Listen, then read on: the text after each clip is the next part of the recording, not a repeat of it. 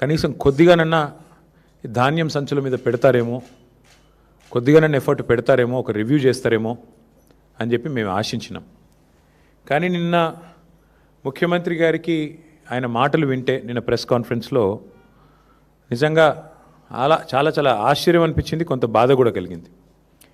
దానికి తోడు మంత్రి గారు, సివిల్ సప్లైస్ మినిస్టర్ గారు చాలా దుర్మార్గంగా, చాలా కిరాతకంగా ఆయన మాట్లాడిన మాట, ఎవరూ చనిపోలేదు, ఎక్కడా చనిపోలేదు. ఇది నా సొంత కవిత్వం కాదు, పత్రికల్లో వచ్చిన వార్తలే నేను చూపెడతా ఉన్నాను. పేర్లతో సహా చెప్పమంటే గౌరవ మంత్రి గారికి నేను చెప్తాను. నజీరుద్దీన్ అనే రైతు, మంత్రి గారి సొంత జిల్లా నల్గొండ జిల్లా నకరేకల్ కాన్స్టిట్యున్సీ, ఉత్తమ్ కుమార్ రెడ్డి గారి సొంత జిల్లాలో నజీరుద్దీన్ అనే రైతు, మొహమ్మద్ నజీరుద్దీన్, ధాన్యం కుప్పల మీద కూలిపోయి నకరేకల్ పట్టణంలో చనిపోయిన పరిస్థితి. ఇది నజీరుద్దీన్ గారు. ఇది వాస్తవం కాదా మంత్రి గారు? ఇక 1-2 కాదు, అసలు ధర్నాలు, రైతులు స్వచ్ఛందంగా రోడ్డెక్కి చేస్తున్న ఆందోళనలు అయితే లెక్కలేదు. ధర్నాలు రైతులే చేయట్లేదు, కాంగ్రెస్ కార్యకర్త, ఇది జనగామ జిల్లా ఏనేబావిలో కాంటా పెడతలేరని చెప్పి కాంగ్రెస్ కార్యకర్త పేరు కూడా నేను చెప్తాను మీకు. ఆయన పేరు పొన్నాల తిరుమలేష్. 200 బస్తాలు వండించిండు, కాంటా పెడతలేరు, జోక్తలేరు, ఇదేం దరిద్రం అని చెప్పి కాంగ్రెస్ కార్యకర్త తిరుమలేష్ గారు అర్ధనగ్నంగా నిరసన చెప్తున్న ఫోటో ఇది. అట్లాగే ఎక్కడో కాదు, నిన్నటికి నిన్న కొడంగల్ నియోజకవర్గం దౌలతాబాద్, ఆ ఊరి పేరు ఏదో ఉంది, నేను మర్చిపోయాను. మొత్తం రైతులందరూ గోక ఫసలాబాద్ అనే గ్రామంలో, మా పార్టీ వాళ్ళు ఎవరు లేరు అక్కడ, మొత్తం రైతులందరూ రోడ్డెక్కి ధాన్యం కొంటలేరని ముఖ్యమంత్రి సొంత నియోజకవర్గమైన కొడంగల్ దౌలతాబాద్ మండలం ఆ గ్రామంలో వారు చేసిన నిరసన ముఖ్యమంత్రి గారికి మరి రిపోర్ట్ ఇస్తున్నారో లేదో, ఆయన బుకాయించదలుచుకున్నాడో ఆయన ఇష్టం. ఇక మా పార్టీ నాయకులు మొత్తం కలిసి మంచిర్యాలలో చేసిన ధర్నా, ఒకటే రోజు 4 రైతులు మంచిర్యాల జిల్లాలో మరణిస్తే మా నాయకులు జీవన్ రెడ్డి గారు, మాజీ మంత్రివర్యులు, మాజీ ఎమ్మెల్యే దివాకర్ రావు గారు మంచిర్యాలలో రైతులతో సహా ధర్నా చేసి 4 ప్రభుత్వం ఆదుకోవాలని చెప్పి ఆ ఈదురుగాలులకు అక్కడే మరి సంఘటన జరిగితే వెంటనే మా నాయకులు స్పందించిన పరిస్థితి. ఒకటిగా చెప్తూ పోతే ఎన్నున్నాయంటే ఇట్లా మీరు చూడండి, ఇదిగోండి ఎక్కడెక్కడ ఏ జిల్లాలో జరిగినాయి కూడా మీకు చూపెడతాను నేను. చూడు, ఇది ఈనాడు పత్రిక. సరే, మళ్ళీ నమస్తే తెలంగాణ చూపెడితే అది మీ పత్రిక అంటాడు, అదో బాధ. ఇది ఈనాడు పత్రిక. ఈనాడు పత్రికలో వచ్చింది, కొనుగోలు కేంద్రంలో ఆగిన రైతు గుండె. ఇది నెక్కొండ మండలం, వరంగల్ జిల్లా. మృతుడి పేరు వెంకటేశ్వర్లు, రైతు గారి పేరు. ఇది వెంకటేశ్వర్లు గారు. ఒకరిద్దరు కాదండి, నాకు ఇంకా చాలా పేపర్లు ఉన్నాయి. ఇక పురుగు మందు తాగి కొల్చారం, మెదక్ జిల్లా, శ్రావణ్ కుమార్ అనే రైతు కొంటలేరని చెప్పి పురుగు మందు తాగి నిరసన చెప్పి చివరికి చచ్చిపోయిన పరిస్థితి. మొత్తంగా చూస్తే ఈరోజు రాష్ట్ర వ్యాప్తంగా ఇక ధాన్యం కుప్ప చేస్తూ రైతు కన్నుమూత. 1-2 కాదండి, ఇట్లా ఇప్పటికి కేవలం కొనుగోలు కేంద్రాల్లో చనిపోయిన రైతులు దాదాపు 10 మంది పైనే ఉన్నారు. ఒక్కరూ చనిపోలేదని మంత్రి గారు అంటారు. ఇంతకంటే సిగ్గుచేటు, ఇంతకంటే అవాస్తవాలు మాట్లాడడం ప్రభుత్వంలో ఉన్న వాళ్ళకి మంచిదా? దయచేసి వారు ఆలోచించుకోవాలి. ఇవాళ 45 డిగ్రీల వేడిలో 45 రోజుల నుంచి రైతులు పడిగాపులు పడుతున్నారు. నేను తిరిగిన స్వయంగా సంగారెడ్డి జిల్లా పోయినా, సదాశివపేటకి, వరంగల్ జిల్లా పోయినాను, వరంగల్లో 3 జిల్లాలు పోయాను, జనగామ పోయినాను, వరంగల్ పోయినాను, ములుగు పోయినాను, తర్వాత మా సిరిసిల్ల జిల్లా పోయినాను. దాదాపు 5-6 జిల్లాలు తిరిగితే ఎక్కడ చూసినా మా నాయకులు అయితే అందరూ ఫీల్డ్లోనే ఉన్నారు, అందరూ ఫీల్డ్ తిరుగుతూ ఉన్నారు, ప్రతి ధాన్యం కొనుగోలు కేంద్రం దగ్గర పోతూ ఉన్నారు. ఎక్కడికక్కడ రైతులు, సార్ గన్నీ బ్యాగ్స్ లేవు సార్, సంచులు లేవు సార్. ఈ రాష్ట్రంలో గన్నీ బ్యాగ్స్ దొరుకుతలేవు, కానీ గన్స్ మాత్రం పుష్కలంగా దొరుకుతున్నాయి. కరీంనగర్లో 5 తుపాకులు పట్టుకొని పోయి పొద్దున 11 గంటలకి తుపాకులతో కాల్పులు జరుగుతున్నాయి. కానీ నిస్సిగ్గుగా ముఖ్యమంత్రి గారు చెప్తున్న మాటలకు కానీ, మంత్రి గారు చెప్తున్న మాటలకు కానీ, చేతలకు కానీ పొంతన లేదు. వాస్తవానికి ఈరోజు కూడా రాష్ట్రంలో ఎక్కడా కూడా 30-35% మించి ధాన్యం కొనుగోలు చేయలేదు. ఇక మీకు పేరు చెప్తే బాగుండదు, కానీ ఒక మాజీ మంత్రి, ఎమ్మెల్యే, కాంగ్రెస్, మొన్న మా నాయకుడికి ఫోన్ చేసి, ఒక నాయకుడు మా ఎమ్మెల్యే గారికి ఫోన్ చేసి, అరే ఏం పెట్టినరా మీరు, ఇది పని లేని పని, ఈ గవర్నమెంట్ కొనుడు ఏందా నాకు అర్థం కాదు, ధాన్యం మీరు లేని పని పెట్టిన మా కేసీఆర్ గారు, మాకు ఇప్పుడు ఆ ప్రెజర్ అవుతుంది అని చెప్పి మా నాయకుడికి ఇంకో కాంగ్రెస్ నాయకుడు ఫోన్ చేసి నిష్ఠూరం ఆడుతూ ఉన్నాడు. ఇది పరిస్థితి ఈరోజు రాష్ట్రంలో. ముఖ్యమంత్రి గారేమో 80% కొనేసిన అంటాడు. మంత్రి గారేమో 50% కొన్నా అంటాడు. మేము చూసినాం క్షేత్రస్థాయిలో. వాస్తవానికి ఈరోజు ఏ ఒక్క సెంటర్లో కూడా ధాన్యం కొనుగోలు కేంద్రాలు సరిగా పనిచేయడం లేదు. గన్నీ బ్యాగ్స్ ఇస్తలేరు, రైతులే కొనుక్కోవాలి. 28 రూపాయలు, 25 రూపాయలు, 30 రూపాయలు పెట్టి సుతిలు వాళ్ళే కొనుక్కోవాలి. మంచినీళ్ళ సౌలత్ కూడా లేదు. ఇంకా మీదికెళ్ళి వెయిటింగ్ ఛార్జీలు కూడా రైతులే కట్టుకోవాలి. ట్రాక్టర్ లోడ్ చేసుకొని వస్తుండ్రు పాపం. వచ్చినాక ఆడ బయట సెంటర్ బయట నేను నర్సంపేట నా కళ్ళతో నేనే చూసిన, మొత్తం మార్కెట్ యార్డ్ అంతా నిండిపోయి ఉన్నది. మరి ఎట్లా ఇది పరిస్థితి అంటే, వచ్చి వారం రోజులైంది సార్, వెయిటింగ్ ఛార్జీలు కడుతున్నాం, రోజుకు 2000 రూపాయలు కడుతున్నాం, రోజుకు 3000 రూపాయలు కడుతున్నాం, లారీ అయితే ట్రాక్టర్ అయితే 2000 కడుతున్నాం. రైతులు తమ నోటెంబడి వాళ్ళు చెప్పిన మాట. ఈ సంక్షోభాన్ని గుర్తించకుండా, ఈ సంక్షోభం గురించి కనీస అవగాహన లేకుండా అబద్ధాలు చెప్పి అధికారంలోకి వచ్చిన రేవంత్ రెడ్డి ఇలా నోటికి వచ్చిన మాటలు మాట్లాడుతూ ఉన్నాడు. పెద్దలు చెప్పారు, ఎద్దేడ్చిన వ్యవసము రైతేడ్చిన రాజ్యం బాగుండదు అని. 10 ఏళ్ళు దేశానికి అన్నపూర్ణగా వెలసిల్లిన తెలంగాణ ఇవాళ తల్లడిల్లుతున్నది. రైతు ఇవాళ కన్నీరు పెడతా ఉన్నాడు. ఇది వాస్తవం ముఖ్యమంత్రి గారు. మేమేదో మిమ్మల్ని విమర్శించడానికి ఇంకోదానికో చెప్పట్లేదు. ఇవాళ రాష్ట్రంలో ప్రణాళిక లేకుండా పోయింది. యూరియా దొరకదు, రైతు బంధు వేయరు, మీరు రుణమాఫీ మొత్తం చెయ్యరు, ఆఖరికి పంట కష్టపడి పండిస్తే మీరు ఇచ్చే అరకొర కరెంటుతోని పంట కొనుగోలు చేయరు. మీ పాలసీ స్పష్టంగా కనబడతా ఉన్నది. ఏంది మీ పాలసీ? మేము కొంటే ధాన్యం 2400 ఇవ్వాలి, వరే మొక్కజొన్న అయితే 3600 ఇవ్వాలి. అట్లా కాకుండా రైతును 4 రోజులు అక్కడే ఏడిపిస్తే పోయి అక్కడ ప్రైవేట్లో అమ్ముకుంటాడు. ఎవరో సేటుకో ఎవరో రైస్ మిల్ ఆయనకు అమ్ముకుంటాడు 1700 1800. ఇక సచినోడి పెళ్ళికి వచ్చిందే కట్నం అన్నట్టు ప్రభుత్వం ఎట్లా కొంటలేదు కదా, ఆయన వర్షం కింద పడితే నాశనం అయిపోతుంది పంట, మొలకెత్తితే మళ్ళీ వీళ్ళు కొనరు అని చెప్పి ఇవాళ ఆ పరిస్థితుల్లో రైతు ఉన్నాడు. ఇవాళ ముఖ్యమంత్రి గారు ఇంకా కూడా బుకాయింపులతో, బెదిరింపులతో, హుంకరింపులతో, అబద్ధాలతో నెట్టుకొస్తా అనుకుంటా ఉన్నాడు. మేము ప్రభుత్వంలో ఉన్నప్పుడు ఇదే ముఖ్యమంత్రి గారు తరుగు గురించి బాగా మాట్లాడిండు. ఇంత తీస్తారు, అట్లెట్లా తీస్తారు, ఇట్లెట్లా తీస్తారు. ఇవాళ వాస్తవానికి 6 నుంచి 8 కిలోల తరుగు తీస్తూ ఉన్నారు. ఇది వాస్తవం. ముఖ్యమంత్రి గారిని కాంగ్రెస్ పార్టీ నాయకులని ఒకటే అడుగుతున్నా, ప్లేస్ మీరు డిసైడ్ చేయండి, ఏ ఊరు మీరు డిసైడ్ చేయండి, మేము వస్తాం, మా నాయకులందరం వస్తాం. ఏ సెంటర్ కన్నా పోదాం రాష్ట్రంలో. మీరు కొడంగల్ నియోజకవర్గంలోని ఏ సెంటర్ అయినా మేము రెడీ. ఎక్కడన్నా కూడా మీరు చెప్పినట్టు 80% కొనుగోలు జరిగినాయని మీరు రుజువు చేస్తే ఏ శిక్షకైనా మేము సిద్ధం ముఖ్యమంత్రి గారని నేను విజ్ఞప్తి చేస్తా ఉన్నాను. దయచేసి భేషజానికి పోకండి. అనవసరంగా ఏదో డైలాగులతో, పెద్ద పెద్ద మాటలతో. ఇంకా ఎలక్షన్లు చాలా దూరం ఉన్నాయి, ఇంకా 2.5 ఏళ్ళు ఉంది.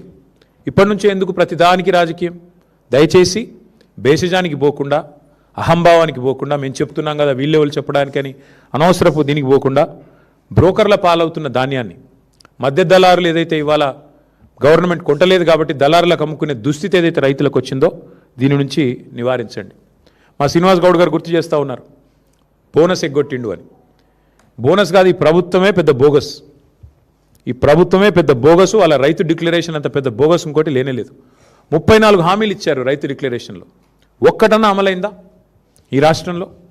4 ఏళ్ల కిందట రాహుల్ గాంధీ గారు వచ్చి వరంగల్లో మీటింగ్ పెడితే అదే రోజు మళ్ళీ మేము మొన్న పెట్టాం రైతు సంగ్రామ సదస్సు అని వరంగల్లో పెట్టినాం. ఆ రోజు అడిగాను నేను, ఎంతసేపు ముఖ్యమంత్రిని తిట్టిండి. నేను ముఖ్యమంత్రిని తిట్టలే. రైతు బంధు వేయకుండా ఉండేందుకు మేము ఏమైనా దివానగాళ్ళమా అన్నాడు ముఖ్యమంత్రి. నేను గదే గుర్తు చేసిన. ఇప్పుడు ఏయని దివానగాడేవాడని నేను అడిగిన. నేను ముఖ్యమంత్రి గారు నేనేం తిట్టలే. కేవలం ఆనాడు మేమేమైనా దివానగాళ్ళమా, మాకేమైనా దిమాక్ లేదా అన్నాడు. నేను గదే చెప్పిన. మరి దివానగాళ్ళు ఎవరు, దిమాక్ లేని వాళ్ళు ఎవరు అని అడిగిన. దానికి అసలు విషయం చెప్పకుండా రైతు బంధు ఇప్పుడు 4వ సారి సక్సెస్ఫుల్గా ఎగ్గొట్టారు ఈ ప్రభుత్వం వచ్చాక. అట్లాగే 15,000 ఇస్తామని డైలాగులు కొట్టారు. ఆ ఇచ్చిన ఒక్కసారి 12,000 ఇచ్చినారు. ఇక చెప్తూ పోతే చాలా ఉన్నాయి. విత్తనాలు దొరకవు, యూరియా దొరకదు, షాపులో లేదు కాబట్టి దాచిపెట్టేందుకు యాప్లో అని చెప్పి యాప్ డ్రామాలు. ఇవన్నీ రైతులు చూస్తున్నారు ముఖ్యమంత్రి గారు. మీ హుంకరింపులు, మీ అబద్ధాలు. ఇవాళ లారీలు లేవు, ట్రాన్స్పోర్ట్ చేసేటోడు లేడు, బస్తాలు దించేటోడు లేడు, హమాలి దిక్కులేడు. మీ ప్రభుత్వానికి ప్రణాళిక లేదు. పోనీ కేంద్ర ప్రభుత్వం ఏమన్నా వాళ్ళేమన్నా మంచి చేస్తున్నారంటే మన ప్రధానమంత్రి గారు వచ్చి మన రాష్ట్రానికి వచ్చి హైదరాబాద్లో మీటింగ్ పెట్టి సావు కబురు చల్లగా చెప్పిపోయిండు. రైతులు యూరియా వాడుడు తక్కువ చేయాలి, బంగారం కొనుడు తక్కువ చేయాలి. మరి ఆ పెద్ద మనిషి వచ్చి శుద్ధులు చెప్పిండు. దాన్ని బట్టి అర్థమయ్యేది ఏంటంటే నాకు వచ్చే సీజన్లో కూడా తప్పదు.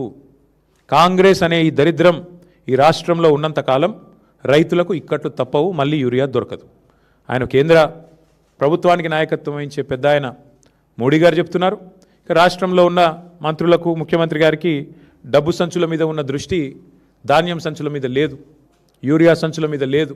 కాబట్టి మరి ముందస్తు ప్రణాళికలు లేవు, ప్లానింగ్ లేదు, ముఖ్యమంత్రికి అసలు సోయే లేదు. గన్నీ బ్యాగులు దొరకవు కానీ గన్లు మాత్రం బాగా దొరుకుతున్నాయి, ఇది మీకు తెలుసు, ఇక నేను చెప్పక్కర్లేదు దానికి మించి. చివరికి టార్పాలిన్ కవర్లు కూడా ఆఖరికి ఇప్పుడు వర్షం వచ్చేసింది, దగ్గరికి వచ్చిన టైం, టార్పాలిన్ కవర్లు కూడా ఇచ్చే దిక్కు లేదు ఇవాళ ఆ కేంద్రాలలో. మళ్ళీ రైతులే తెచ్చుకోవాలి, రైతులే కాపాడుకోవాలి. ఆరుగాలం కష్టపడి పండించిన పంటను కాపాడుకోకపోతే ఇవాళ ఈ ప్రభుత్వం అయితే ఏమీ చేయదు అనేది స్పష్టంగా అందరికీ అర్థమైపోయింది. ఇక నేను అనేదల్లా ఒకటే, మీరు భూముల మీద పెట్టే శ్రద్ధ, భూదోపిడీ మీద పెట్టే శ్రద్ధ, భూహారతి ఏదైతే తెచ్చారో ఆ భూహారతి ద్వారా స్వాహా చేస్తున్న కార్యక్రమం వేం నరేందర్ రెడ్డి గారు నిన్నగాక మొన్న మా సోదరుడు మన్నే క్రిషాంక్ బయటపెట్టినాడు. ఎట్లా కే సముద్రం మండలంలో అసైన్డ్ పట్టాలను రాయించుకున్నాడు, భూహారతి ద్వారా ఎట్లా స్వాహా చేసినాడు మా సోదరుడు బయటపెట్టాడు. నిన్న శంషాబాద్లో ఎంఆర్ఓ గారి కార్యాలయం మీద ఏసీబీ రైడ్ అయితే అక్కడ కూడా జరిగిన భూదోపిడి, ముఖ్యమంత్రి గారి అనుచరుడు 90 ఎకరాల సీలింగ్ భూమిని ఎంఆర్ఓ స్థాయిలో కలెక్టర్ స్థాయిలోనే ఉత్తర్వులు ఇచ్చేసి ఉత్తర్వులు కూడా ఉన్నాయి, కావాలంటే మీకు ఇస్తాను. దోపిడీ ఎట్లా చేశారు, 1000 కోట్ల విలువైన భూమిని నిన్ననే ఏసీబీ రైడ్లో దొరికినారు. వీటి మీద ముఖ్యమంత్రి గారి దగ్గర సమాధానం ఉండదు. వాటి మీద ఉన్న శ్రద్ధ, వాటి మీద ఉన్న ఆసక్తి, భూ కొనుగోళ్ళు, భూ దందాల మీద ఉన్న శ్రద్ధ భూమిని నమ్ముకున్న రైతు మీద నీకు లేదు. ఇది వాస్తవం. ఉంటే పరిస్థితి ఇట్లా ఉండదు. అందుకే నేననేది ఉత్తమ్ కుమార్ రెడ్డి గారిని, రేవంత్ రెడ్డి గారిని ఇద్దరు కలిసి తప్పుదోవ పట్టించాలని చూస్తున్నారు. వాస్తవానికి కొనుగోళ్ళు ఈరోజు వరకు రాష్ట్రంలో ఎక్కడా కూడా 30-35% దాటలేదు. చివరికి రైతులు విసిగి వేసారిపోయి ప్రైవేట్లు అమ్ముకోవాలన్నదే మీ కుట్ర, మీ ఉద్దేశం అదే స్పష్టంగా మాకు కనబడుతున్నది. మొత్తం కలిపి 1,51,00,000 మెట్రిక్ టన్నులు పండింది ఈరోజు రాష్ట్రంలో. మీరు కొన్నది ఎంత అండి ఇప్పటివరకు? లెక్కలు బయట పెట్టండి. ఎందుకు అబద్ధాలు చెప్తారు తెల్లారి లేస్తే? మేము తిరిగి చూస్తూ ఉన్నాం, మేమేం ఊరికే చెప్పట్లేదు. మేము మళ్ళీ డిమాండ్ చేస్తూ ఉన్నా, రేపు క్యాబినెట్ మీటింగ్ ఉన్నది, ముఖ్యమంత్రి గారిని నేను డిమాండ్ చేస్తూ ఉన్నా. ఈ 10 మంది రైతులే కాదు, ఈ ప్రభుత్వం వచ్చినాక 1000 మంది రైతులు చనిపోయారు ఇప్పటివరకు. ఆ 1000 మంది రైతులకు కూడా మీ ప్రభుత్వమే వాటిని ప్రభుత్వ హత్యలుగానే గుర్తించి తప్పకుండా వారందరికీ కూడా 25 లక్షల రూపాయల చొప్పున చెల్లించాలని చెప్పి కూడా ఎక్స్గ్రేషియా మేము డిమాండ్ చేస్తూ ఉన్నాం. అట్లాగే ఇవాళ ఇంకా విచిత్రమైన ఒక వ్యవస్థ, మా ప్రభుత్వం పోయి 2.5 ఏళ్ళు అయింది. ముఖ్యమంత్రి గారు నోరు తెరిస్తే మా మీద ఏడుపులే, ఇంకా కూడా నోరు తెరిస్తే కేసీఆర్ గారి మీద, మా పార్టీ మీద ఏడుపులు తప్ప మరి ఇవాళ ఎక్కడా కూడా ఒక్క మాట కూడా వేరే వినబడడం లేదు. ముఖ్యమంత్రి గారిని, మంత్రులు నేను డిమాండ్ చేస్తూ ఉన్నా ప్రధాన ప్రతిపక్షం తరఫున, రేపటి క్యాబినెట్ సమావేశంలో మీరు దయచేసి హయ్యెస్ట్ ప్రయారిటీ ఐటమ్గా ఈ కొనుగోలు అంశం, రైతుల ధాన్యం కొనుగోలు, ఆంక్షలు లేకుండా ధాన్యం కొనుగోలు చేయాలి. మొలకెత్తిన, రంగు మారిన ఇవన్నీ కూడా మీ వ్యవస్థ వైఫల్యం వల్ల నెల నుంచి 45 రోజులుగా ఇవాళ పడిగాపులు కాస్తూ ఉన్నారు రైతులు. మార్కెట్ యార్డ్లలో, ఐకేపీ సెంటర్లలో, సింగిల్ విండోల సెంటర్లలో 8,500 కొనుగోలు కేంద్రాల దగ్గర పడిగాపులు కాస్తున్న రైతుల తరపున, లక్షలాది మంది రైతుల తరపున అడుగుతా ఉన్నాం. రేపటి క్యాబినెట్ మీటింగ్లో ఇదే ఎజెండాగా పెట్టండి, సింగిల్ పాయింట్ ఎజెండాగా నడపండి. ఎన్ని కొనుగోలు చేసినారు, ఎన్ని చేస్తున్నారు, అవసరమైతే ఒక శ్వేతపత్రం అధికారికంగా, ఏదో కాకి లెక్కలు కాదు, శ్వేతపత్రం విడుదల చేయండి. ఏ సెంటర్లు ఎంత కొన్నాం, ఎంతమందికి పైసలు వేసినాం, మొక్కలు ఎంత కొన్నారు, వడ్లు ఎన్ని కొన్నారు, జొన్నలు ఎన్ని కొన్నారు, శనగలు ఎన్ని కొన్నారు, ఈ మొత్తం ఏ పంట ఎంత కొన్నది ప్రభుత్వం, ఒక శ్వేతపత్రం విడుదల చేయాలని చెప్పి మేము డిమాండ్ చేస్తూ ఉన్నాం. మీరు కనుక ఒకవేళ స్పందించకపోతే డెఫినెట్గా మా పార్టీ ఇప్పటిదాకా కూడా చాలా ఓపికగా ఉన్నాం. మా నాయకుడు కేసీఆర్ గారు సంయమనం పాటించండి, మరి తొందరపడొద్దు, ప్రభుత్వానికి టైం ఇవ్వాలి అంటే మేము నిజంగానే సంయమనంగా ఉన్నాం.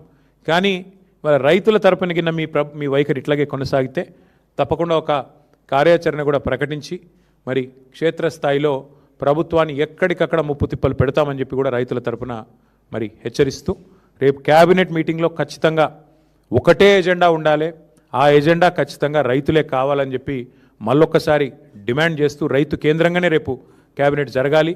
శ్వేతపత్రం విడుదల చేయండి, ఇప్పటిదాకా ఎంత కొన్నారు, ఇంకెంత ఉంది, ఎంత డబ్బులు కట్టారు, ఎంత పేమెంట్ చేసినారు, రైతు బంధు ఎంత విడుదలైంది ఇప్పటిదాకా, అన్ని విషయాలు రేపు ప్రభుత్వం విడుదల చేయాలి.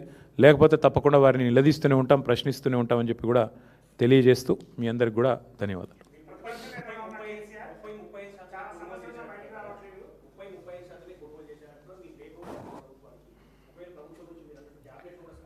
చూద్దాం, రేపు క్యాబినెట్లో ఒకవేళ స్పందన రాకపోతే మా పార్టీ ఎట్లాగో యాక్టివ్గానే ఉంది. ఫీల్డ్లో ఇప్పటికే మా నాయకులందరూ పర్యటన చేస్తూనే ఉన్నారు. మా మాజీ ఎమ్మెల్యేలు కానీ, మా నియోజకవర్గాల ఇన్ఛార్జీలు కానీ, జిల్లా పార్టీ అధ్యక్షులు కానీ ఎక్కడి వాళ్ళు అక్కడ ధర్నాల్లో పాల్గొంటున్నారు, ఎక్కడి వారు అక్కడ కొనుగోలు కేంద్రాలు తిరుగుతున్నారు. ఒకవేళ ప్రభుత్వం కనుక స్పందించకపోతే రైతుల తరపున విస్తృతమైన కార్యక్రమాలకు శ్రీకారం చుడతాం. రేపు ప్రభుత్వ స్పందన చూసి మా కార్యాచరణ ప్రకటిస్తాం.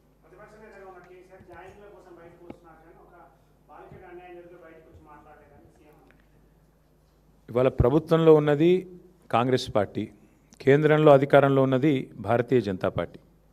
ఈ అంశం మీద మీరు ఒక్కటి దయచేసి, మేము మీడియాను కూడా ఈ విషయంలో మీరు ఏమనుకున్నా సరే, మీరు కూడా కళ్ళు చెవులు ముక్కు అన్నీ మూసుకున్నారు 4 రోజులు. అసలు ఒక స్క్రోలింగ్ కూడా వేయలేదు మీడియా. సిగ్గుపడాలి తెలుగు మీడియా. జాతీయ మీడియాలో వచ్చేదాకా తెలుగు మీడియా కనీసం సోయి కూడా లేదు. ఇంత సీరియస్ వైఖరి మీద, ఇంత సీరియస్ విషయం మీద అసలు ముఖ్యమంత్రి, కేంద్ర మంత్రి తోడు దొంగల మాదిరిగా ఇద్దరు తోడు దొంగలే. ఒక మైనర్ బాలిక మీద అఘాయిత్యం జరిగితే ఈ రాష్ట్రంలో కంప్లైంట్ తీసుకోవడానికి పోలీసులు నిరాకరించారు. ఎవడండి ఈ రాష్ట్ర హోంమంత్రి? ముఖ్యమంత్రి గారు కాదా? ఆ అమ్మాయిని సతాయించి, తల్లిదండ్రులను సతాయించి 6 గంటలు పోలీస్ స్టేషన్లో కూర్చోబెట్టి వేధించి చివరికి కౌంటర్ కేసు పెట్టించారు. ఎవరు పెట్టించారండి ఈ రాష్ట్రంలో? వాస్తవం ఏంటి అసలు? ఆ మైనర్ బాలిక, ఆమె మీద జరిగిన అఘాయిత్యానికి సంబంధించి వాళ్ళ తల్లిదండ్రులకు చెప్పి బోర్మని ఏడిస్తే నిందితుని పట్టుకోవాల్సింది పోయి 9 రోజులు రాచమర్యాదలు చేసి కాపాడిన వెధవ ఎవడు? నేను అడుగుతా ఉన్నా ఈరోజు. ఎవరా వెధవ? ఇద్దరిలో తెలియదా ప్రజలకి? సిగ్గుపడాలా ముఖ్యమంత్రి? ఏమంటాడు మీ డీజీపీ? ఆయనకి ఏమైనా ఉందా తలకాయ అసలు? ప్రైమ్ మినిస్టర్ బందోబస్తులో బిజీగా ఉన్నాం అందుకే కేసు పెట్టలేదా? ప్రైమ్ మినిస్టర్ బందోబస్తు వచ్చినప్పుడు మొత్తం నేరస్తులందరికీ హాలిడే ఇస్తారా? 3 రోజులుగా సంపుకొనరబోయ్ అని చెప్పి మొత్తం రేవంత్ రెడ్డి గారు చెంచల్ కూడా బ్యాచ్మేట్స్ అందరికీ చెలరేగమని చెప్తారా? ఏం చెప్తున్నావు నాకు అర్థం కాదు. సిగ్గుందా అసలు ప్రభుత్వానికి? మేము 10 రోజులు మౌనంగా ఉన్నాం. ఎక్కడ ఒక అమ్మాయి విషయం కదా, సెన్సిటివ్ విషయం కదా అని మౌనంగా ఉన్నాం. ఇవాళ ముఖ్యమంత్రి మాట్లాడిన మాటలతో నోరు విప్పక తప్పని పరిస్థితిలో నేను మాట్లాడుతూ ఉన్నా. అసలు మెదడు ఉందా ఆయనకి? లేదా వడదెబ్బకి ఏమైనా చిన్న మెదడు కూడా చితికిపోయిందా? ఏం మాట్లాడుతున్నాడు ఆయన? నాకు అర్థం కాదు. ఏదో మా బావమ్మరి దీంట్లో ఏదో దొరికినాయి అంటాడు. పెట్టు కేసు ఎవడొద్దన్నాడు ఆయన నిన్ను? ఏం దొరికినాయి? నీ ఎక్సైజ్ సూపరింటెండెంట్ చెప్పింది కదా, అందులో ఏం దొరకలే, ఏం లేదురా నాయన అని. నువ్వేమైనా ప్లాంట్ చేయబోయినట్టున్నావు. మీ వాళ్ళకి చెప్పేది ఆడ ఇరికీయమని చెప్పినట్టున్నావు. అది ఇరికేయలేకపోయాను. నేనేం చేస్తా దానికి? నేనేమంటున్నా అంటే ఇంత చిల్లర రాజకీయం మంచిది కాదు. 9 రోజులు ఒక పాక్సో నిందితుని దేశంలో ఎక్కడైనా వదిలిపెట్టినరా? ఎందుకు నీకు అంత అండర్స్టాండింగ్ ఏంది మీ ఇద్దరికి? నీకు ఎందుకు భయం? ఒక నిందితుడిగా చూడాలా? వారు ఎవరైతేందా ఎందుకు కాపాడినామని అడుగుతున్నా ముఖ్యమంత్రిని. చివరికి ఏం జరిగిందండి వాస్తవం? కేసు రిజిస్టర్ చేయడానికి భయం, మీడియాలో రాయడానికి భయం. ఎవడు చేస్తున్నాడు ఈ మేనేజ్మెంట్ అంతా? నువ్వు, నీ ఫ్రెండ్ కాదా? నీ ఫ్రెండ్ ఆర్ఎస్ బ్రదర్స్ కాదా ఇద్దరు మీరు? ఇది వాస్తవం కాదా? మీడియాకు ఫోన్లు చేసి బతిమలాడింది వాస్తవం కాదా? రాయకండి దండం పెడతా అని మీడియా రాయని మాట కూడా వాస్తవం కాదా? ఇవన్నీ కాదండి. 9 రోజులు ఒక నిందితుడిని దాచిపెడితే ఇంకొక సామాన్యుడైతే ఊకుంటారా పోలీసులు? వాళ్ళ తల్లిని తండ్రిని తీసుకొచ్చి పోలీస్ స్టేషన్లో కూర్చోబెట్టారు. అంటే ఇక్కడ కేంద్ర మంత్రి కాబట్టి స్పెషల్ ఎక్సెప్షనా? అంటే నువ్వు రేపు చేయి, మర్డర్ చేయి, ఏమైనా చేయి, కేంద్ర మంత్రి కొడుకైతే మేము ముట్టుకోమనా? రేవంత్ రెడ్డి ఉన్నాడు మా దోస్తు కాబట్టి కాపాడుకుంటామనా? చివరికి దిక్కులేక నేను హైకోర్టుకు సల్యూట్ చేస్తున్నా. బెయిల్ కోసం ప్రయత్నం చేసిండ్రు మీరు, అది రాకపోతే సచ్చినట్టు నువ్వు అరెస్ట్ అంటావు, ఆయన లొంగుబాటు అంటాడు. ఇద్దరు డ్రామాలు, తోడు దొంగలు. సిగ్గులేదు ఇంకా మాట్లాడడానికి. ఆ అమ్మాయి కాదు, ఇవాళ రాష్ట్రంలోని అమ్మాయిలందరూ, మహిళలందరూ మీ మొహం మీద ఉమ్ముతున్నారు. సిగ్గులేదు ఈ ప్రభుత్వానికి అని. ఎందుకండి అంత మొహమాటం?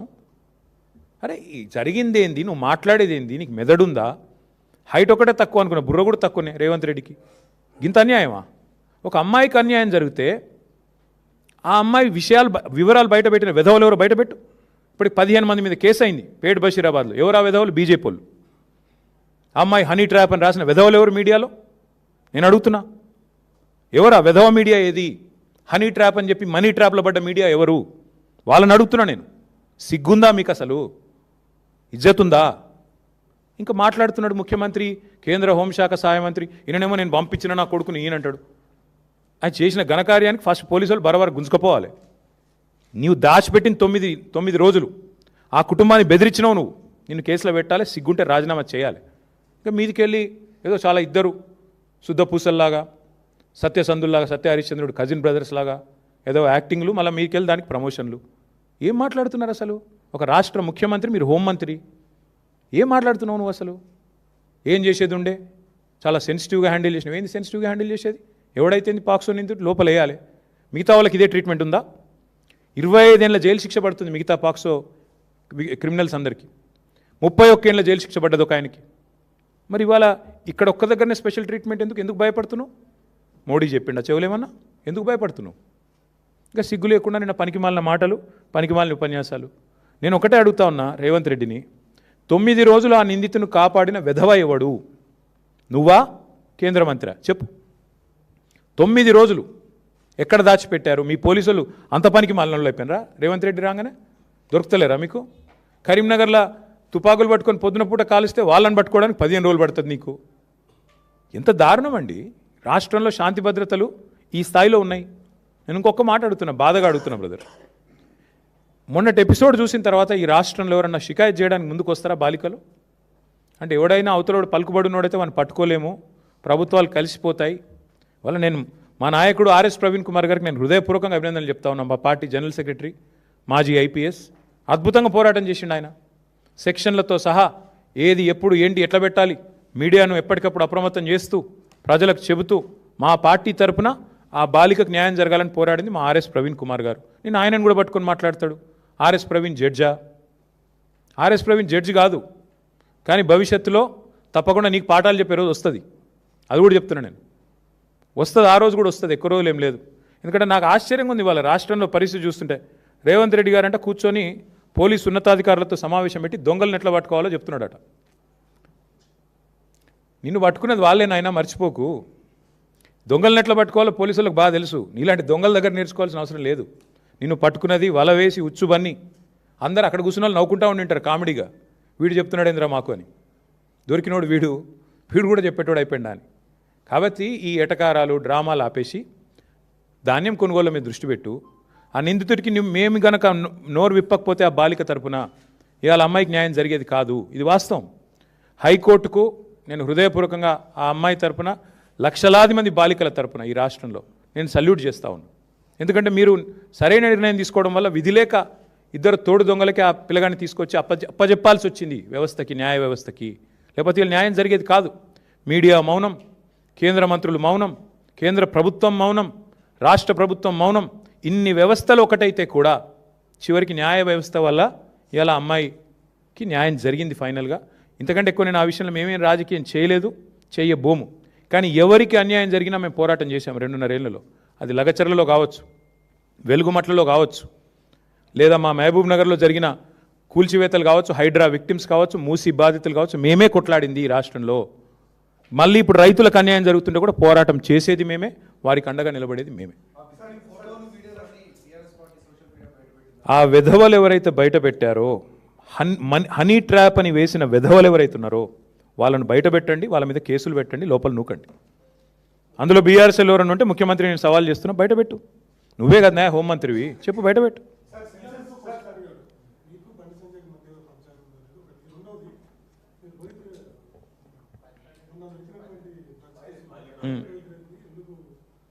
బ్రదర్ నేను ఒక మాట, నేను ఈ పనికి మాలిన డైలాగులు ముఖ్యమంత్రి గారికి ఇప్పుడు కొడతానే ఉంటాడు పాపం. ఆయనకి ఏందో కానీ ఇంకా ముఖ్యమంత్రి అన్న ఫీలింగ్ రాలే ఇంకా ఆయనకి. ఇంకా కూడా ఏదో ప్రతిపక్షంలో ఉన్నట్టు మా మీద దుమ్మెత్తిపోయడం అలవాటుగా ఉంది. అసెంబ్లీ సమావేశాలప్పుడు వాళ్ళ పీసీసీ ప్రెసిడెంట్ అన్నాడు డ్రగ్ టెస్టులు పెట్టండి అన్నాడు. పెట్టరాబాయ్ అని నేనన్నా. మరి ఎందుకు వెనకపోయిందా ప్రభుత్వం? డ్రగ్జు బిగ్జు పెట్టు, టెస్టులు పెట్టు మీ ఎంపీలకు. ఎంతమంది దొరుకుతారో నేను చెప్తా, పేర్లు చెప్తే బాగుండదు. పెట్టు. ఏం మాట్లాడుతున్నాడు ముఖ్యమంత్రి? ఒక చిన్న స్కూల్ పోరగాడు మాట్లాడినట్టు.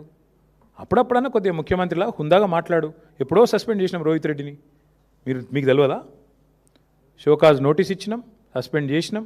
ఇక ముఖ్యమంత్రి ఆయనకు తెలియకపోతే నేనేం చేస్తా దానికి? ఇంకోటి మాట్లాడితే నా బావమరి దీంట్లో డ్రగ్స్ దొరికినాయి అంటాడు. నువ్వు ముఖ్యమంత్రివా లేకపోతే దారిన పోయే దానేవా? నా బావమరి దీంట్లో ఏం దొరికిందా? ఏది పడితే అది మాట్లాడచ్చు. ఎన్నిసార్లు చెప్తావు సేమ్ అబద్ధం? సిగ్గుందా? వీడి పద్ధతేనా అసలు ఇట్లా మాట్లాడడం? మేము మాట్లాడలేమా? మాట్లాడాలంటే నాకు చాలా ఉంది ముఖ్యమంత్రి గారి గురించి మెటీరియల్, కానీ కొన్ని సభ్యత హద్దులు కూడా ఉంటాయి కొన్నిటికి. ఏది పడుతుంది మాట్లాడడం కదా.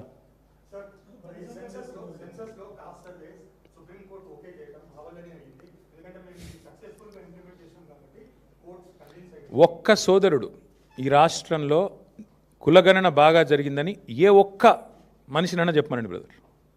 ఆఖరికి సర్వే చేసిన వాళ్ళు ఎవరైతే సర్వే చేసిన పిల్లలు వాళ్ళనన్నా చెప్పమనండి. ఎందుకంటే రేర్ మోడల్ అని చెప్పుకున్నాడు, ఏదో రేర్ మోడల్ అని చెప్పిండ్రు. తర్వాత ఏమైంది, 160 కోట్లు ఖర్చు పెట్టిండ్రు.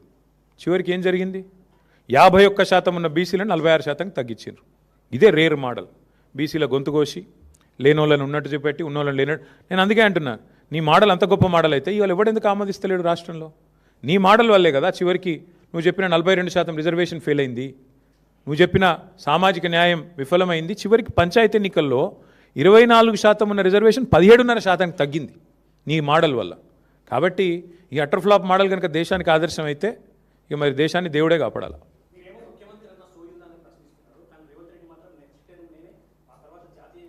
బ్రదర్, చిన్నప్పుడు నేను టీవీ చూస్తాను, బాగా చిన్నగా ఉన్నప్పుడు స్కూల్లో ఉన్నప్పుడు సీరియల్ వచ్చేది, ముంగేరి లాల్కే హసీన్ సప్నే. అట్లా చాలామంది చాలా కలర్ కనొచ్చు. బ్రదర్ ఇవన్నీ ఇంకోటి కూడా చెప్తున్నా, ఈ రాష్ట్రంలో రేవంత్ రెడ్డి ముఖం చూసి ఎవరు ఓటు వేయలేదు.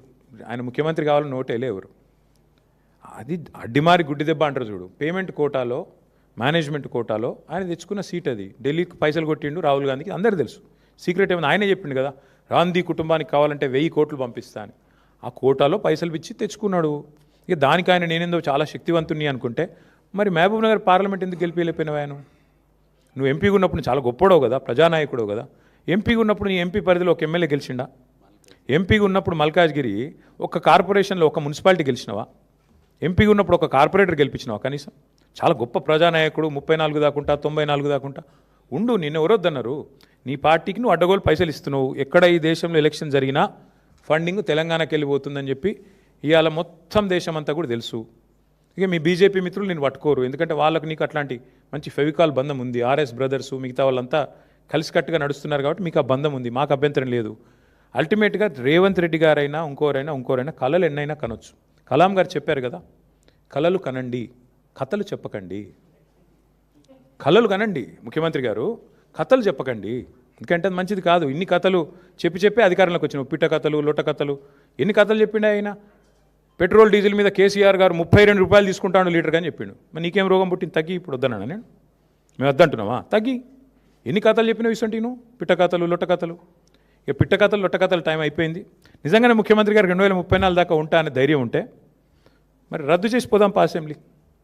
చలో రద్దు చేయి, ఎన్నికలకు పోదాం, ప్రజలు తీర్పిస్తారు. నీకు నిజంగా అంత కాన్ఫిడెన్స్ ఉంటే, ప్రజల్లో అద్భుతమైన పరిపాలన ఉందని, రద్దు చేయిపోదాం. మేము రాజీనామా చేస్తాం, మీరు కూడా రాజీనామా చేయండి. బీజేపీ వాళ్ళు చేసినా చెప్పినా ఆటోమేటిక్గా డిజాల్వ్ అయిపోతుంది. ఒకవేళ సీఎం గారు రెడీగా ఉంటే మేమందరం మా పార్టీ వల్ల 27 మంది రాజీనామా చేస్తాం. నువ్వు రెడీ అంటే నువ్వు రాజీనామా చెప్పి మీ వాళ్ళతోని, మా పార్టీలోకి వెళ్ళి తీసుకుపోయిన దొంగలను కూడా రాజీనామా చెప్పి, 9 మంది ఉన్నారు కానీ నీతోని చెప్పి, లెటస్ గో, చూసుకుందాం. పోనీ అది కూడా అంత ధైర్యం ఎట్లాగో రేవంత్ రెడ్డికి లేదు నాకు తెలుసు. నేనేడన్నా అది తప్పించుకుంటాడు. పోనీ మా దాంట్లోకి వెళ్ళి తీసుకుపోయిన దొంగలన్నా రాజీనామా చెప్పి 9 మంది, అదైనా చూద్దాంపా. ఇంత ప్రజానాయకుడివి కదా నువ్వు, చెయ్యి, వెల్కమ్. చెప్పేటోళ్ళు చెప్తారు, దానికి ఏముంది బ్రదర్. ఎవరో ఫ్యూచర్ లేని నాయకుడు ఆయన ఏదో మాట్లాడతాడు, రేవంత్ రెడ్డి లాంటి ఫ్యూచర్ లేని నాయకుడు. ఫ్యూచర్ సిటీ ఏం సిటీ ఆయనకు అర్థం కాదు, ఫార్మా సిటీ అది. Land acquisition was conditional. Land acquisition యాక్ట్లోనే it was a conditional land acquisition. Clear కట్గా ఏం చెప్పాము, ఇది ఫార్మా సిటీ కోసం సేకరిస్తున్న భూమి అని సేకరించాము. సేకరించిన తర్వాత 14,000 ఎకరాలకు గాను కేంద్ర ప్రభుత్వ పర్యావరణ శాఖ దగ్గర ఎన్వైరన్మెంటల్ క్లియరెన్స్ తెచ్చాము. ఏం చెప్పి తెచ్చాము, అక్కడ న్యాచురల్ గ్యాసే వాడతాము, అక్కడ మీకు కార్బన్ ఎమిషన్స్ కానీ ఇంకోటి కానీ లేకుండా చూసుకుంటాము, పొల్యూషన్ కన్సర్న్స్ ఉండవు, ఇవన్నీ చెప్పి ఎన్వైరన్మెంటల్ క్లియరెన్స్ తెచ్చాం మా ప్రభుత్వంలో. ఇప్పుడు దీన్ని వచ్చి ఈయన రియల్ ఎస్టేట్ వ్యాపారం చేస్తున్నాడు. హరీష్ రావు గారు కరెక్ట్గా చెప్పారు. అది ఫార్మాసిటీ కోసం సేకరించిన భూమి, వేరే వాటికి వినియోగించడానికి వీల్లేదు. మీరు వెధవ పనులు చేసి ఇంకేదో చేస్తా అనుకుంటే కుదరదు అని చెప్పారు. తప్పే ఉంది అందులో, కరెక్ట్గా చెప్పారు.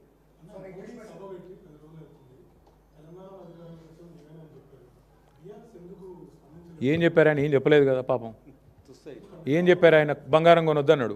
మేము బంగారం కొనే బ్యాచ్ కాదు, మాకు ఏం చెప్తాం ఆయనకు. సరే ఆయన ఏం చెప్పాడు, ఏదో పెట్రోల్ డీజిల్ తక్కువ వాడమన్నాడు.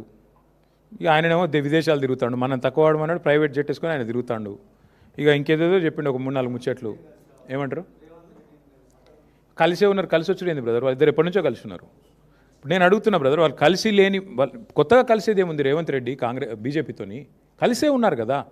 ఆర్ఆర్ ట్యాక్స్ అని ప్రధానమంత్రి గారు ఏప్రిల్ 2024లో ఇక్కడ బహిరంగ సభ పెట్టి చెప్పారు. ఆర్ఆర్ ట్యాక్స్ వసూలు అవుతుంది అన్నారు. 2 ఏళ్ళు అయిపోయింది. ఇప్పుడు ఆ మనిషిని మళ్ళీ నాతో రా అంటున్నాడు. దాని అర్థమైంది అంటే 2 ఏళ్ళు నువ్వు వసూలు చేస్తున్నాయని నాకు తెలుసు, నువ్వు చేసే దొంగ పనులన్నీ నాకు తెలుసు, కానీ నాతో కలిసి వస్తే అన్నీ మాఫ్ అవుతాయి. వాషింగ్ మెషిన్, వాషింగ్ పౌడరా ఏదో అంటారు చూడు, వాషింగ్ పౌడర్ నిర్మాణం ఏదో, వాషింగ్ మెషిన్ అట్లా నేను చూసుకుంటా బిడ్డ, నువ్వు రా అని అడిగాడు. కొత్తగా వచ్చేదేముంది, చూడరాదు ఎన్ని ఎగ్జాంపుల్స్ ఉన్నాయి, 100 ఉన్నాయి. హైదరాబాద్ సెంట్రల్ యూనివర్సిటీలో 10,000 కోట్ల కుంభకోణం జరిగిందని నేను చెప్పడం కాదు, సెంట్రల్ సుప్రీంకోర్టు అపాయింట్ చేసిన సెంట్రల్ ఎంపవర్డ్ కమిటీ చెప్పింది. ఎవరికి? నాకు చెప్పలా, కేంద్ర ప్రభుత్వానికి నివేదించింది. మీరు యాక్షన్ తీసుకోండి అని చెప్పింది. ఎందుకు తీసుకోవట్లేదు మోడీ గారు? ఎందుకు ఇంత దయ రేవంత్ రెడ్డి గారి మీద? కలిసి లేకపోతే ఇదంతా ఎందుకు జరుగుతుంది? పొంగులేటి శ్రీనివాసరెడ్డి గారి ఇంటి మీదే ఈడీ రైడ్ అవుతుంది. 2 మెషిన్లు పోతాయి, నోట్లు కౌంట్ చేసే మెషిన్లు 2 పోతాయి. ఇప్పుడు అయిపోయి కూడా 18 నెలలు అయిపోయింది రైడ్ అయ్యి. ఈడీ నోరు విప్పదు, మంత్రి గారు నోరు విప్పరు, పలుకే బంగారం అయింది. దీని అర్థమైంది, దీని భావం ఏంది? ఇద్దరు కలిసి లేకపోతే అమిత్ షా గారు వచ్చి తెలంగాణ ఏటీఎంగా మారిపోయింది ఏఐసీసీకి అంటాడు, కానీ ఏం యాక్షన్ ఉండదు. దొంగలు పట్టుకోవాల్సిన హోంమంత్రి అలాగే ఇక్కడ చూస్తున్నారు కదా మీరు, ముఖ్యమంత్రి గారి బావమరిదికేమో కేంద్ర ప్రభుత్వ స్కీమ్లో కాంట్రాక్టులు వస్తాయి, కేంద్రంలో ఉండే బీజేపీ ఎంపీలకు రాష్ట్రంలో కాంట్రాక్టులు వస్తాయి. ఇది ఎన్నడూ చూడలేదు తెలంగాణలో, ఫస్ట్ టైం చూస్తున్నాం. దీని అర్థం ఏంది? ఎంత సుదృఢమైన బంధం ఇద్దరిది. కొత్తగా కలిసేదేముంది, ఇద్దరు కలిసే ఉన్నారు, తోడు దొంగలు పక్క, అందులో అనుమానం కూడా అక్కర్లేదు మీకు. ఇప్పుడు అంతెందుకండి, ఇప్పుడు బండి సంజయ్ గారి కొడుకు ఎపిసోడు, దీన్ని బట్టి ఏమర్థమైంది రాష్ట్ర ప్రజలకి? ఇద్దరు తోడు దొంగలు, 2 పార్టీలు కలిసికట్టుగానే నడుపుతున్నాయి, కలిసికట్టుగానే వ్యవస్థల్ని శాసిస్తున్నారు. ఇది వాస్తవం. అవతలవాడు గొంతు లేనివాడు వాళ్ళకి మేము అండగా నిలబడకపోతే ఇవాళ అమ్మాయికి అన్యాయమే జరిగేది. ఇది వాస్తవం. ఇటు మీడియా మాట్లాడదు, అటు కేంద్ర ప్రభుత్వం మాట్లాడదు, రాష్ట్ర ప్రభుత్వం మాట్లాడదు. నేరస్తులను షీల్డ్ చేశారు, 9 రోజులు దాచిపెట్టారు. నేను అది పొద్దున వచ్చేటప్పుడు వీడియో చూసిన. ఆ 9 రోజులు ఆ పిల్లగాడు ఎక్కడ దాక్కున్నాడట అంటే, ముఖ్యమంత్రి గారి బంధువులు ఎవరిదో హాస్పిటల్ ఉందట, మెడికవరో ఏదో, అలా దాచిపెట్టి 28వ అంతస్తులు అని చెప్తున్నారు. ముఖ్యమంత్రి గారు సమీప బంధువులు, దగ్గర బంధువులు హాస్పిటల్లో దాచిపెట్టారంట. ఇది పరిస్థితి. నేను ఏదో వీడియో చూశాను, వాస్తవం ఏందో మీరు చెప్పాలి. మీడియా పరిశోధనాత్మక జర్నలిజం చేసేది మీరు కాబట్టి మీరు చెప్పాలి, మాకేం తెలుసు. భయ్యా మా మీద ఎన్ని కేసులు పెట్టారు ఇప్పటికీ? అన్నీ ఎదుర్కొంటాం, మాకేం భయం. నేను ఒకటి చెప్తా ఉన్నా బ్రదర్, నేను పారిపోయేటోని కాదు, తండ్రి పేరు దాచుకునేటోని కాదు, కొడుకు పేరు నాకు సంబంధం లేదని చెప్పుకునేటోని అంతకంటే కాదు. దయచేసి కొడుకు పేరు నా పేరు జత చేసి రాయకండి అని గ్యాగ్ ఆర్డర్లు తెచ్చుకునే బాపత కాదు. మా నాన్న పేరు కేసీఆర్, నా కొడుకు పేరు హిమాంశు, నా పేరు కేటీఆర్. నాకు ఆ ధైర్యం ఉంది. ఏ కేసు పెట్టు ఏమన్నా పెట్టుకుని ఎదుర్కొంటా. అన్నీ ఉన్నాయి కాబట్టే, మేము అంత నిజాయితీగా ఉన్నాం కాబట్టే దేనికి భయపడమని చెప్తున్నాం. అవు కరెక్టే. ఎప్పుడు 9 రోజులు దాచిపెట్టి గోరుముద్దలు తినిపించి ఇంట్లో పెట్టుకొని బెయిల్కి అప్లై చేసి యాంటిసిపేటరీ బెయిల్కు కోర్టు వద్దంటే ఇంటరిమ్ రిలీఫ్ కూడా ఇయ్యా అంటే ఇక బాగుండదేమో అని అప్పుడు దిక్కులేక 9 రోజులు. నేను స్ట్రైట్గా అడుగుతున్న రాములు గారు, ఈ రాష్ట్రంలో ఇంకొక సామాన్యుడు ఎవరికైనా వాళ్ళ కొడుకు ఈ పని చేసి ఉంటే, రేవంత్ రెడ్డి గారి పోలీసులు వాళ్ళ తండ్రిని ఇడిచిపెడుదురా 9 రోజులు దాచిపెడితే? తీసుకుపోయి కోదండం ఎక్కిపోదురు? ఎక్కడున్నాడు చెప్పు నీ కొడుకునని? వాస్తవం కాదా ఇది? మరి సామాన్యుడికి ఒక నీతి రేవంత్ రెడ్డి గారి ప్రభుత్వంలో, కేంద్ర మంత్రి గారికి ఒక నీతి ఎట్లుంటుంది? నీకేం ఆబ్లిగేషన్? ఆయన బీజేపీ అయినా, నువ్వు కాంగ్రెస్ అయినా, పేరుకి ఇద్దరు శత్రువులు. మరి ఎందుకు ఈ రహస్య స్నేహం ఏంది? ఎందుకు కాపాడుతున్నావు నేరస్తులను? నేరస్తులు ఎవరైనా ఓకే కదా, ఒకటే కదా, ఎందుకు కాపాడినారు మరి 9 రోజుల పాటు? చివరికి దిక్కులేక కోర్టులో రిలీఫ్ లేకపోతే, కోర్టు ద్వారా మీరేదో ప్రయత్నం చేసి చివరికి కోర్టులో రిలీఫ్ రాకపోతే, ప్రజల ఒత్తిడి పెరిగి ప్రజా సంఘాలు పేట్ బషీరాబాద్ పోలీస్ స్టేషన్ ముంగట ధర్నాలు చేసే పరిస్థితి వస్తే, మా మహిళా సోదరిమణులు మొత్తం పోయి అంబేద్కర్ కాడపై ధర్నా చేస్తే, దిగి రాక తప్పని ఒక అనివార్య పరిస్థితి 2 పార్టీల బొండిగా పట్టుకుంటే, అప్పుడు బీజేపీ కాంగ్రెస్ దిగి రాక తప్పని అనివార్య పరిస్థితుల్లో సరెండర్ అయిందా అరెస్ట్ అయిందా నాకు తెలియదు, వాళ్ళిద్దరు తెలుసుకోవాలి. అది మాకు బండి సంజయ్ గారితో మాకేం వ్యక్తిగత పంచాయతీ లేదండి, నాకు ఆయనతో ఎప్పుడూ లేదు. కలిస్తే ఎప్పుడైనా ఎదురుగా మాట్లాడినాను తప్ప నేను ఎప్పుడూ అగౌరవంతో వ్యవహారం చేయలేదు. ఆయనే పనికిమాలిన మాటలు మాట్లాడిండు, ఆయననే మా తల్లిదండ్రులను ఉద్దేశించి అగౌరవంగా మాట్లాడిండు. నేను అయినా కూడా మాట తూలలేదు, ఈరోజు కూడా తూలట్లేదు. నేరస్తుడు ఎవరైనా నేరస్తుడు అనేది మా సిద్ధాంతం, అంతకంటే ఏం లేదు. అంటే అందరూ అనుకుంటున్నారేమో కాంగ్రెస్ కంటే కాక్రోచే బెటర్ అనుకుంటారేమో, నాకేం తెలుసు. ప్రధాన ప్రతిపక్షం దేశంలో ఫెయిల్ అయింది కాబట్టి కాంగ్రెస్ కంటే కాక్రోచ్ బెటర్ అనుకుంటారు ఏందో మరి, కావచ్చు.